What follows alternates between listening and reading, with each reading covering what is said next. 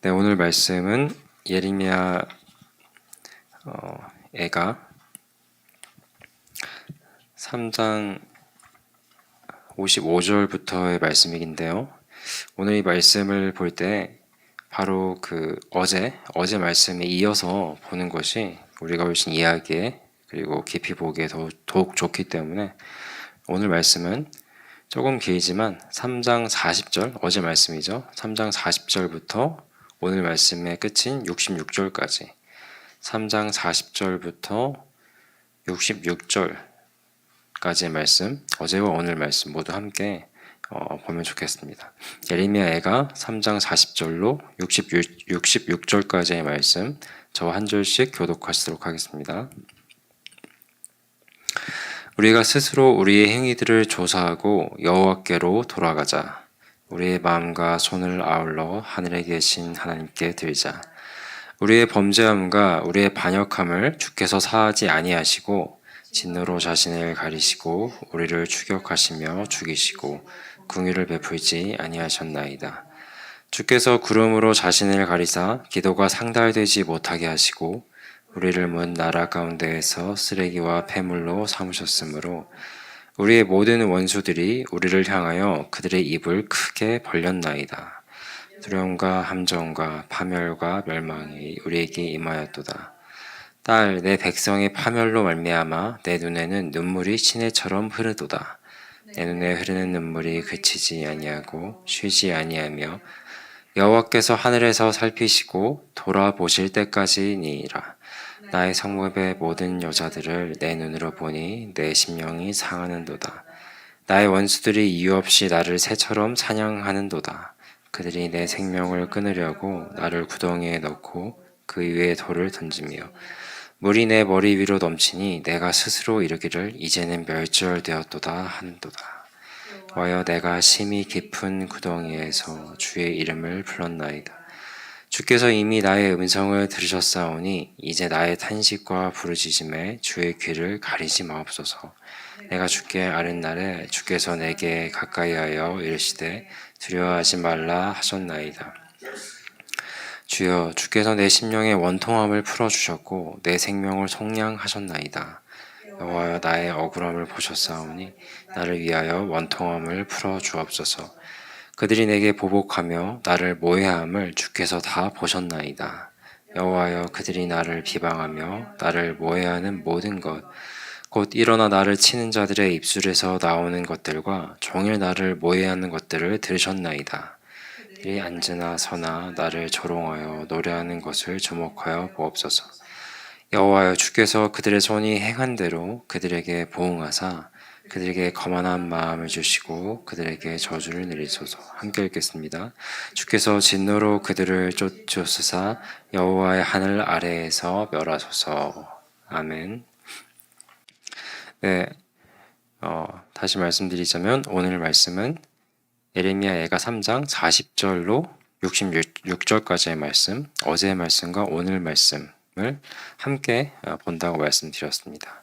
오늘 본문의 말씀을 보기 위해서는 이 어제 본문의 말씀이 40절부터 보지 않는다면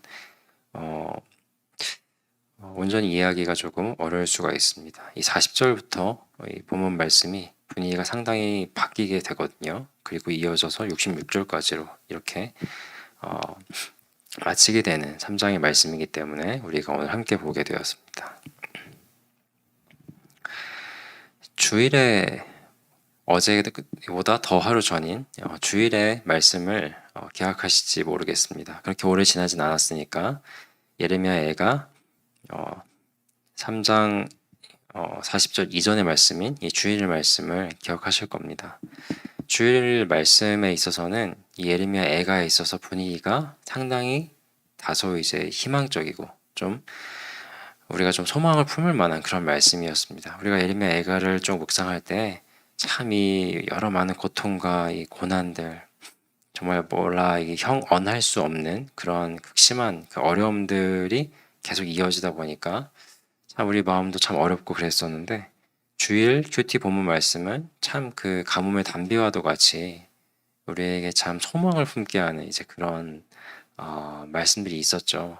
하나님께서 애매하게 겪는 그런 고난들을 기뻐하시지 않으시고 우리에게 그런 큰 그런 참 고난을 주시는 것은 그러니까 하나님의 본심이 아니시다라고 이 33절에 그죠?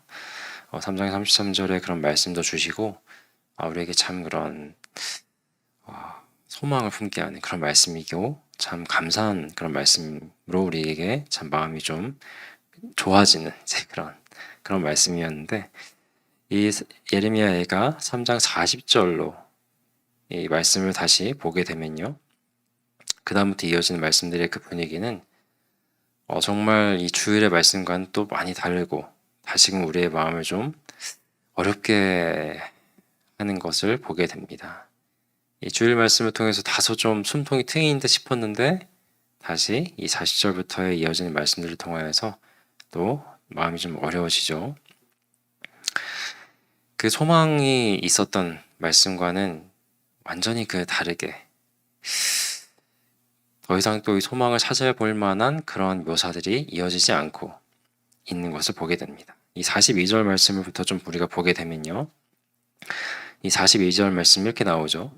우리의 범죄함과 우리의 반역함을 주께서 사하지 아니하시고 이렇게 또 이어지고 있습니다.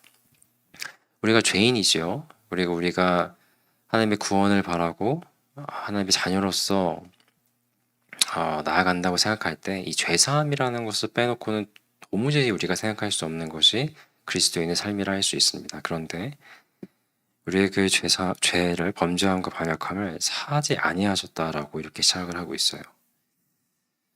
죄사함이 없이 우리에게 어떤 소망이 있겠습니까? 그리고 이어지는 43절에 보면 진노로 자신을 가리셨다고 하고 우리를 추격하시되 추격하셔서 죽이시고 긍휼을 베풀지 아니하셨다고 하는데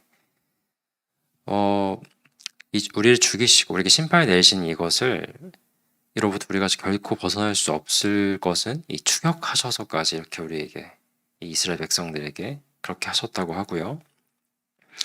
오직 하나님밖에는 구원의 손길을 구할 곳이 어디에도 없는데 이 상황 가운데 그런데 그런 하나님을 우리가 바라보고 그렇게 나아가야 할 것인데 그런 자신을 가리셨다라고 말씀하시는 것. 그리고 이어서 44절에 보시면 주께서 구름으로 자신을 또 가리셔서 기도가 상달되지 못하게 하셨다고 하죠. 우리가 지난주에 이 구름이라는 것에 대해서 그 이미지를 좀 생각한 적이 있었지요. 구름은 이 하나님의 임재를 상징하면서 또 우리를 지켜주시던 그 은혜의 그 도구로서 우리에게 친숙한 것이 구름이라는 것인데 오히려 이 구름이 그 은혜의 수단이 큰 심판으로 바뀌어져서 하나님이 자신을 우리로부터 가리시고 급기야는 우리가 이 이스라엘 백성들이 이 가운데 온전히 그 도움을 구하실 분 하나님밖에 없고 그 방법으로서 기도가 있을 것인데 그 기도가 상달되지 못하게 막고 있다라고 이렇게 나오지요. 아무런 소망이 없지 않습니까? 그리고 이어지는 45절부터도 보게 되면은 아주 그 존귀했던 하나님의 백성들로서 이 존귀했던 이들이 정말 적나라한 편이죠. 쓰레기와 폐물이 되었다고 하고요. 또 이 원수들에게 정말 유린되는 그런 입장에 처하게 되었고요. 또 47절에 보면 두려움과 함정과 파멸과 멸망이 임하였다. 그리하여서 정말 그 눈물이 시내처럼 그렇게 눈물이 흐리게 되었다라고.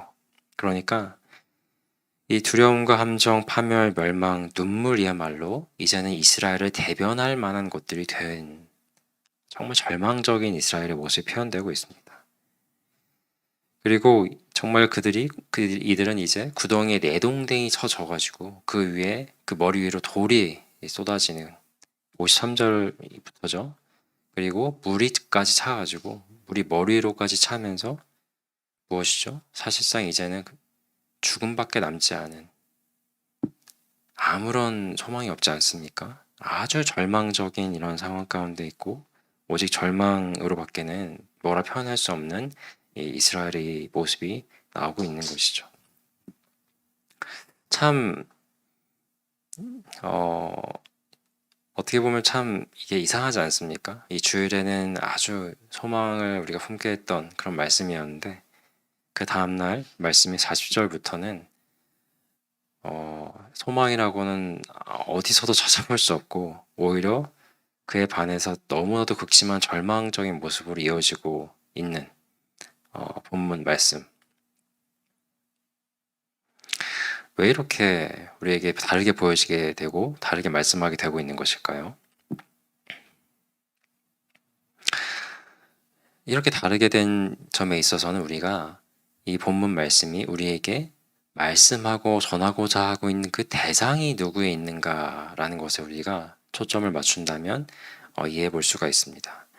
이 주일의 말씀이 참 소망적이고 우리에게 희망을 품을 수 있게 해주었던 것은 그 말씀하고 있는 그 대상이 바로 하나님께 있었기 때문이었어요. 하나님의 그 신실하심을 생각할 그때 하나님을 바라보고 하나님의 어떠하심을 이야기할 바로 그때 우리는 정말 소망을 품을 수가 있는 것이죠. 하나님에 대해서 이야기하고 하나님의 그 신실하심이 어떠한지에 대해서 말을 할 때는 그랬습니다. 그런데 반면에 신실하지 못한 우리를 볼 그때에는 그 안에 아무런 소망이 없고 이러한 심판과 고난, 절망뿐이 산재하다는 것을 우리에게 보여주고 있어요. 오늘 이 본문 말씀 40절부터 지금까지 본 54절까지의 말씀을 보게 될 때에는 말이죠.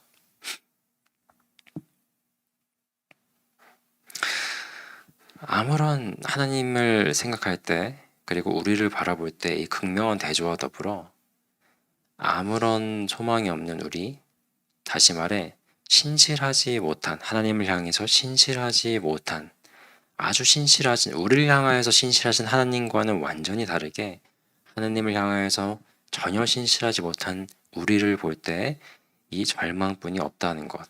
오늘 본문이 아주 적나라하고 정말 슬픈 어조 가운데 말씀해주고 있는 것이죠. 그렇다면 우리는 이러한 절망으로부터 어떻게 벗어날 수 있을까요? 그에 대한 답은 사실 바로 처음에 있었던 40절과 41절을 통하여서 우리에게 말씀해 주고 계시죠. 우리가 한 목소리로 40절, 41절을 함께 읽도록 하겠습니다. 자, 시작. 우리가 스스로 우리의 행위들을 조사하고 여호와께로 돌아가자. 우리의 마음과 손을 아울러 하늘에 계신 하나님께 들자. 우리가 스스로 우리의 그 삶을 깊이 들여다보고 우리의 그 모든 죄악들과 불순종, 불신앙으로부터 벗어나서 하나님께로 돌아갑시다. 말을 하고 있는 것이죠. 그리고 그 돌아가는 그때 우리는 우리의 마음과 손을 하나님께로 들자 이렇게 말씀하고 있습니다. 이 손을 하나님을 향해 든다라는 이 표현은 기도한다는 표현입니다. 기도한다는 그런 뜻이에요. 그런데 단순히 그 손만 드는 것이 아니라 우리의 그 깊은 마음, 우리의 그 심령을 하나님을 향하여서 들고 기도하며 나아가야 합니다. 이렇게 오늘 본문 말씀이 우리에게 절망 가운데 있는 이스라엘, 우리에게 진정으로 소망 되신 하나님께 나아가는 그 모습을 아주 촉구하고 있습니다. 그리하여서 이 심정을 가지는 상태에서 이러한 이 심정을 우리가 품은 상태에서 이 55절부터 66절까지의 말씀을 보셔야 되는 것입니다. 여호와께로 돌아가고 마음과 손을 들 때 우리의 신실함 또한 주님 앞에 회복하고 그 앞에 나아갈 때 우리는 이 55절부터 이어지는 이러한 기도로 이러한 담대한 마음을 품고 하나님께 진정 어린 기도로 나아갈 수 있기 때문인 것입니다. 55절에 보시면 그 구덩이에서 정말 그 죽음밖에는 기다릴 것이 없고 아무런 소망을 품을 수 없었던 절망 가운데 있었던 바로 그 구덩이에서 이제는 어떻게 합니까? 주의 이름을 불렀나이다. 정말 이 아무런 이 죽음밖에 기다리지 않을 바로 그 찰나에 그때 이제는 내가 주의 이름을 부릅니다. 이렇게 나아가는 것이죠. 그리고 이 56절에 보면 주께서 나의 음성을 들으십니다. 이렇게 또 담대히 기도하며 나아갈 수가 있는 것이에요. 그리고 우리가 또 이 이스라엘 백성들이 또 살아오던 그 모든 순간들 가운데 자신들을 향하여서 우리들을 향하여서 신실하셨던 그 하나님을 다시금 상기하면서 더욱더 회복되어서 주님을 의지하며 나아가게 되는 그런 57절의 이런 말씀, 이 기도로도 나아가게 되는 것이죠. 그리하여서 하나님께 지금 우리가 처한 이 참으로 힘겹고 어려운 상황들 가운데 저희들의 원통함을 주님 아시고 나의 이 억울함을 주님 아시며 또 나를 모해하는 정말 그런 대적들에 그래서 내가 겪게 되는 이 모든 어려움도 주님이 아십니다 하면서 이렇게 나아갈 수 있는 것입니다. 그런데 오늘 이 66절까지의 이 말씀 우리가 오늘 아침 함께 읽으면서 또 생각하시게 되었겠지만 이 66절까지의 쭉 말씀을 보면서 이 시인이 이렇게 말을 하죠. 하나님 그들에게 보응해 주세요. 또 65절에 보면 그들에게 저주를 내리시고 또 66절에 보면 그들을 멸하소서 이런 식으로 또 말씀이 이어지고 있는 것을 보게 됩니다. 이 부분을 좀 잠깐 짚고 넘어가야 되겠다는 생각이 들었습니다. 우리가 이 성경 가운데 주님께서 주신 큰 가르침 가운데 원수를 용서하고 또 사랑하라고 하신 그런 큰 가르침이 있으셨죠. 그런데 오늘 이 부분을 보면은 조금 그런 모습이 아닌 것처럼 보이실 수가 있습니다. 그죠? 그러면 신약과 구약은 다른 이야기를 하는 책일까? 전혀 그렇지 않죠. 여기서의 말씀은 정말 이유 없이 나를 새처럼 사냥하려 하고 나를 모해하는, 다시 말해서 정말 불의한 자들에 대해서 하나님의 공의로우심을 드러내 주시기를 원한다라는, 바꿔 말하면 복수와 어떤 혐오의 그런 표현에서 이렇게 말하고 있는 것이 아니라 하나님이 공의로우신 하나님이심을 믿기 때문에 그 하나님의 공의로우신 그 하나님을 내가 믿고 의지합니다라는 그러한 표현으로서 이것을 이해하시면 되겠습니다. 공의로우신 하나님께 자신의 마음을 온전히 쏟을 수 있는 것은 정말 하나님을 믿기 때문에 내가 그 원수나 대적들을 어떠함을 생각하기 이전에 나의 정말 그들로 인해서 어렵긴 어렵지만 그렇지만 그들은 참으로 나에게 아무 원인 이유도 없이 나를 새처럼 사냥하고 내가 그들에게 무엇 잘못한 것이 없는데도 불구하고 나에게 이러한 나를 모해하는 그들의 그 불의를 하나님이 보실지인데 하나님의 공의로우심은 내가 무엇을 그들에게 하기 이전에 하나님께서 그들에게 하나님의 공의로우심을 나타내실 것이다 라는 그 믿음이 있기 때문에 이러한 말을 하고 있다라고 그렇게 이해하시면 되겠습니다. 그래서 오늘 말씀을 정리하겠습니다. 항상 이 신실하신 우리를 향하신 그 하나님의 그 신실하심을 우리가 기억하시면서 우리 또한 하나님을 향한 우리의 신실함을 회복해야 되겠습니다. 소망 되신 그런 하나님께 우리가 그러면 나아가게 되는 것이죠. 이를 위해서 우리는 여호와께로 돌이키고 마음과 손을 들고 기도해야 하겠습니다. 우리가 그렇게 진정 어린 마음을 회복하고 하나님께 나아갈 그때 우리는 진정 어린 기도를 또한 올려드릴 수 있고 우리의 상한 심령들을 온전히 또 통할 수 있는 것이죠. 또 나아가서 이 하나님의 공의로 하나님께서 우리를 지켜주신다라고 하는 이 또 이어진 말씀들을 기억하실 것입니다. 이 하나님의 공의가 참으로 우리가 정말 죄되고 우리가 정말 여호와께로 돌이키고 마음과 손을 들고 주님께 나아가기 전에는 이 하나님의 공의는 우리를 정말 심판하는 참으로 크고 두려운 것이었습니다. 그러나 우리가 이렇게 회복하여서 하나님께 나아갈 그때 이 공의는 우리를 지켜주시고 하나님의 그 공의를 온 세계에 밝게 드러내시는 그런 것으로 다시 말해 우리에게 큰 은혜가 되는 것을 우리가 또 보게 되었습니다. 오늘 이 본문, 오늘 우리가 함께 나눈 묵상한 이 말씀들을 기억하시면서 이 시간 우리 통성으로 기도로 나아가길 원합니다. 우리가 정말 여호와께 돌이키기를 원하고 마음과 손을 들어 주님께 기도하기를 원합니다. 주님 도와주옵시고 인도하여 주옵소서. 그리고 내가 하나님의 그 공의를 의지하여서 하나님을 믿음으로 나의 마음 가운데 주님 주시는 평안 누리기를 원합니다. 얻기를 원합니다. 이 시간 함께 합심하여서 통성으로 기도하시겠습니다.